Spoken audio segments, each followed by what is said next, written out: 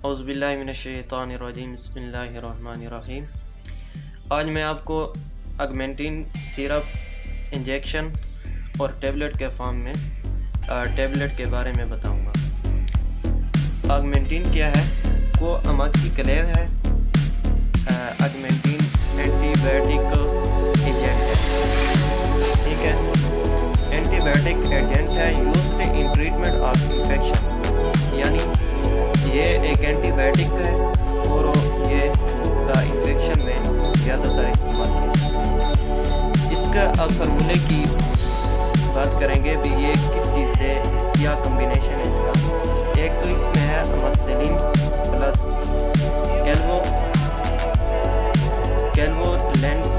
कैल्वोलेनिक acid, ठीक है। और इंडिकेशंस क्या है, इंडिकेशंस इस्तेमालात क्या है, ठीक है। अपर रेस्पिरेटरी ट्रैक्ट इन्फेक्शंस जैसी लेटिस, sinusitis, otitis media. Lower respiratory tract infections, chronic bronchitis या ब्रोनोनिमोनियास और genitourinary infections, skin and soft tissue infections, bone and joints infections, dental infections. ये हम 2, 3, 4 जो हैं इसके इस्तेमालात मैंने आपको बता दिए। इसकी डोजेस क्या है, ठीक है। अब टेबलेट की बात करेंगे भी, टेबलेट जो है कितनी देनी चाहिए, किस उम्र तक जो है हम टेबलेट यूज़ करते हैं और किस उम्र तक हम सिरप फॉर्म यूज़ करते हैं।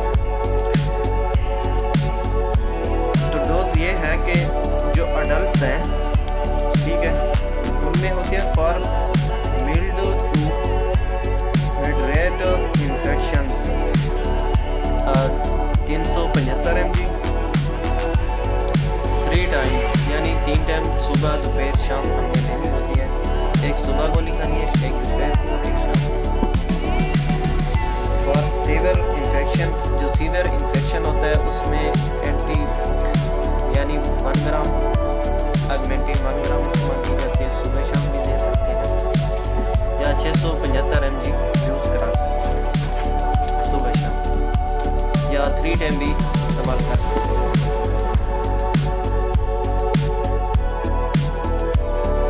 तो अब इसकी जो है ये हमने जो है प्रेगनेंसी की हालत में हर केस में नहीं करानी। तो अब हम इसकी जो है सिरप फॉर्म पे आ जाते हैं। सिरप फॉर्म आमतौर पर हम छोटे बच्चों को देते हैं जिसकी उम्र 10 से कम हो, 6 साल हो, 7 साल हो, यानी 1 से 10 साल। उसकी डोजेस क्या है, कितनी देनी चाहिए? यानी 0 से लेकर देन 1 ईयर है, ठीक है, 1 ईयर 1 साल तक जो है हम कितनी देते हैं, 2 ml सस्पेंशन, 3 टाइम्स, यानी 3 टाइम दे सकते हैं, सुबह दोपहर शाम।